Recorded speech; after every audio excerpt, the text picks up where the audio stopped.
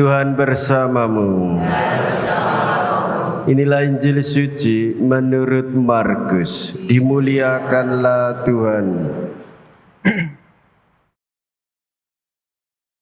Pada suatu hari, serombongan orang Farisi dan beberapa ahli Taurat dari Yerusalem datang menemui Yesus. Mereka melihat beberapa murid Yesus makan dengan tangan najis, yaitu dengan tangan yang tidak dibasuh. Sebab orang-orang Farisi seperti orang-orang Yahudi lainnya tidak makan tanpa membasuh tangan lebih dahulu, karena mereka berpegang pada adat istiadat nenek moyang. Dan kalau pulang dari pasar, mereka juga tidak makan kalau tidak lebih dahulu membersihkan dirinya. Banyak warisan lain lagi yang mereka pegang, umpamanya hal mencuci cawan, kendi, dan perkakas tembaga. Karena itu, orang-orang Farisi dan ahli-ahli Taurat itu bertanya kepada Yesus, "Mengapa murid-muridmu tidak mematuhi adat istiadat nenek moyang kita? Mengapa mereka makan dengan tangan najis?"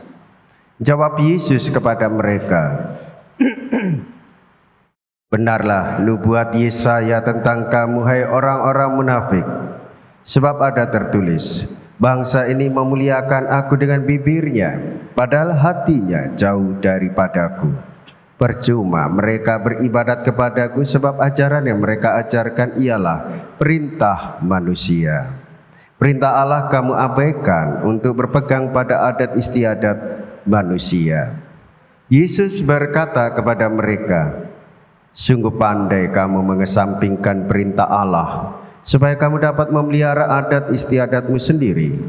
Karena Musa telah berkata, hormatilah ayahmu dan ibumu. Dan siapa yang mengutuki ayahnya atau ibunya harus mati. Tetapi kamu berkata, kalau seorang berkata kepada bapa atau ibunya, apa yang ada padaku, yang dapat digunakan untuk pemeliharaanmu, sudah digunakan untuk kurban, yaitu persembahan kepada Allah, maka kamu membiarkan dia untuk tidak lagi berbuat sesuatu pun bagi bapa atau ibunya. Dengan demikian sabda Allah kamu nyatakan tidak berlaku demi adat istiadat yang kamu ikuti itu. Dan banyak hal lain seperti itu yang kamu lakukan." Demikianlah sabda Tuhan. Terpujilah Kristus.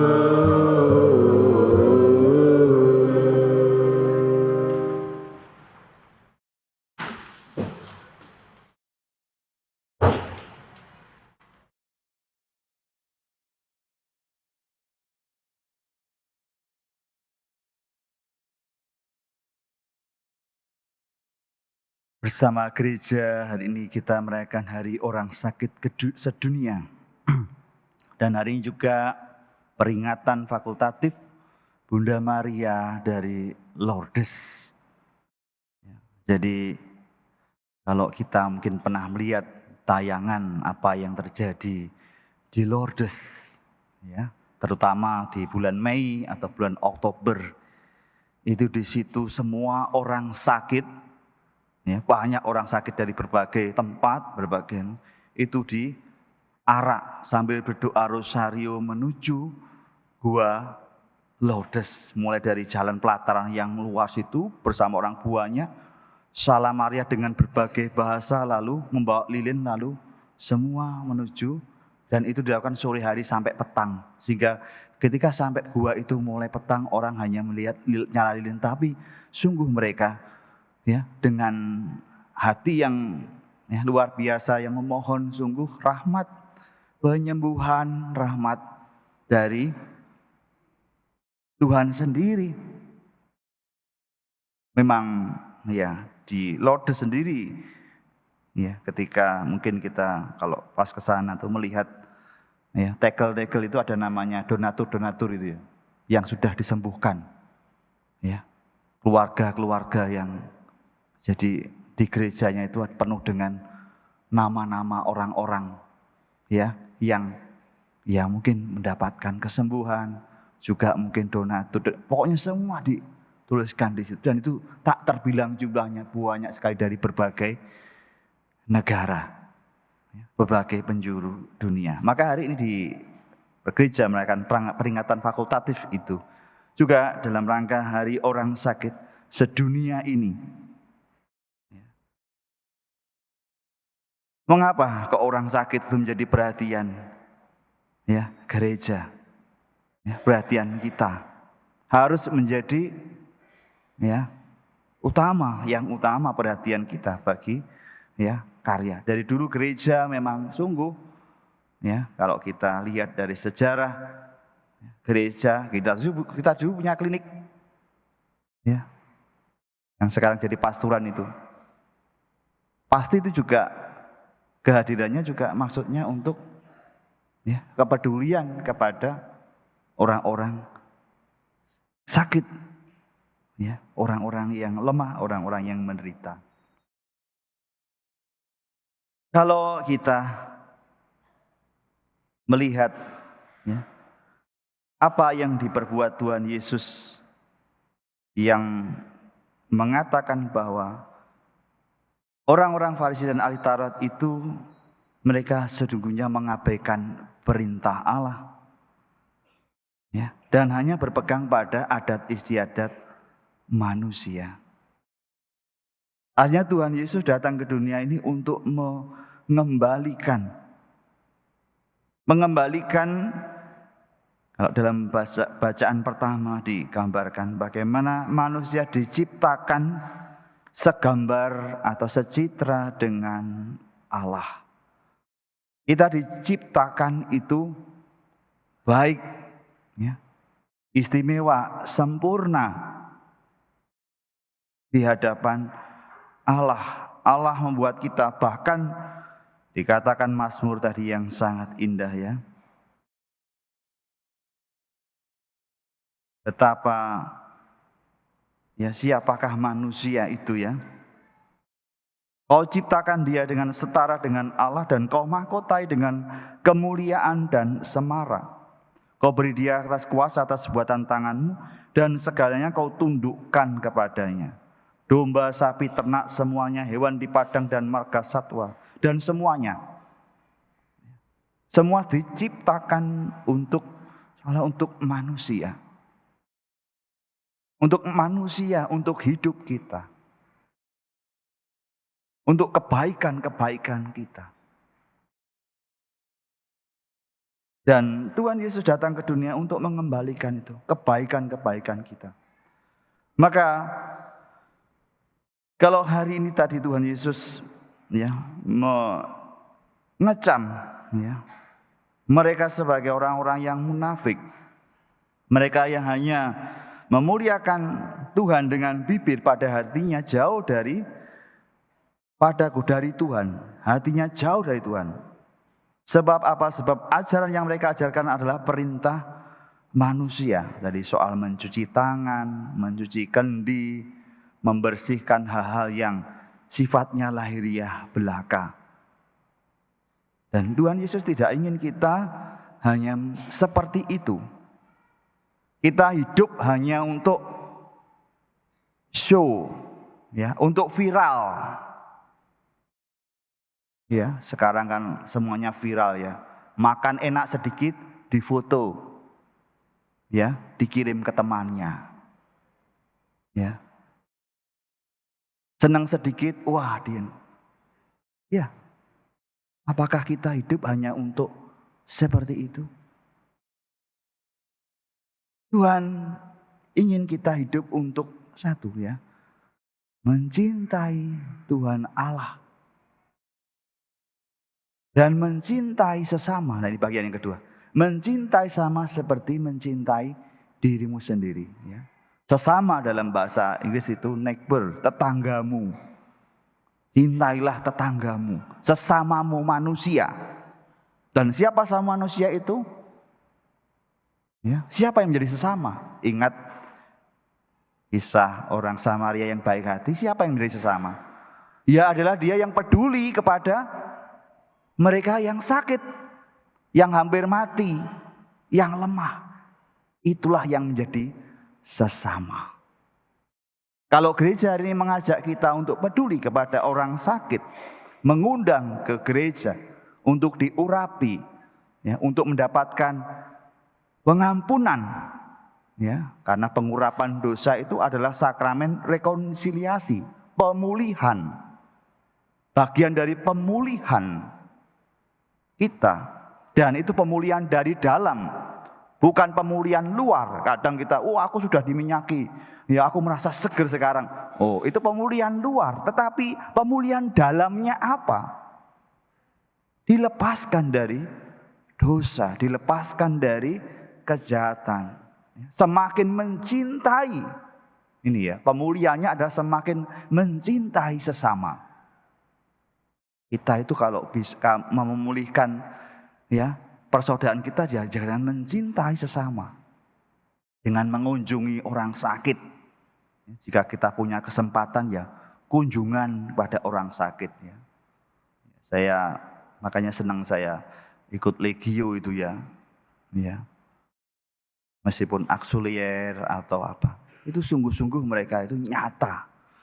Mereka memikirkan, membicarakan, ya, mereka berdoa sekurang-kurangnya untuk mereka yang sedang sakit, ya. Ya, ada istilahnya di sini yang sering kali saya dengar itu buket doa, ini ya. Jadi ada rangkaian doa yang didoakan oleh para legioner ini untuk mereka yang membutuhkan. Inilah sebenarnya bentuk cinta yang sesungguhnya, cinta yang memulihkan itu. Dan hari ini gereja mengundang Anda, ya, seperti Tuhan Yesus juga, ya, ingin apa? Ingin menyucikan, ingin mengembalikan kita kepada citra kita yang semula dengan penyembuhan batin. Jadi hari orang sakit sedunia itu bukan hari sekedar hari seperti KKR itu, ya. Langsung mujizat terjadi, sembuh apa gitu, ya. Ya gitu. Bukan itu. Justru ini menyadarkan kita, ya, bahwa gereja itu memang mau mengajak kita semua untuk memulihkan persaudaraan kita dengan sesama. Ya, tahu sendiri, ya, bagaimana perasaan orang sakit itu, ya, di tengah-tengah keluarga. Bagi yang sudah sakit lama, sakit berat di tengah-tengah keluarga, ya, kita sendiri bagaimana tahu penderitaannya mereka.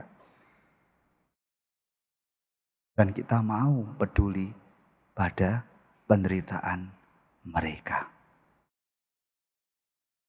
Dan itulah yang menyucikan hidup kita. Karena kita memulihkan, ya, kita sudah melakukan apa yang difirmankan Tuhan. Cintailah sesamamu seperti engkau mencintai dirimu sendiri. Hidup bukan hanya untuk membersihkan diri, seolah-olah kita suci dari segala kejahatan. Seolah kita bersih, kita sudah benar sendiri, kita sudah berjalan di jalan yang benar.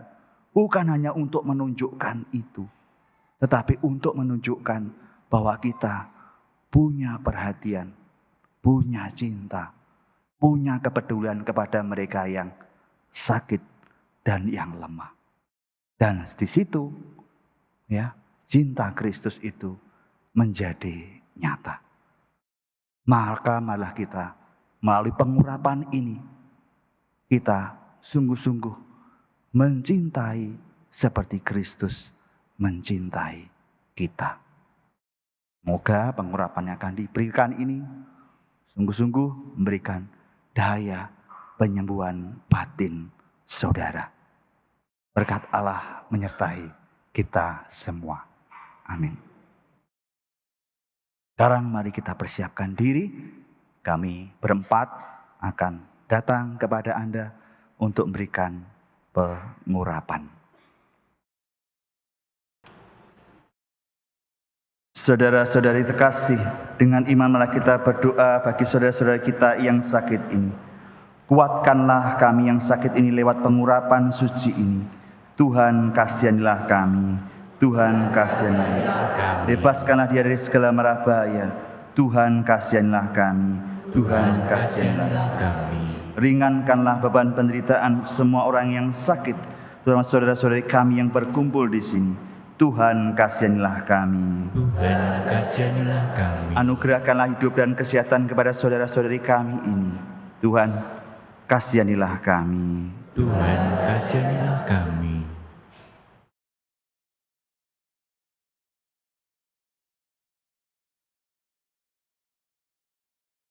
Pujian syukur atas minyak.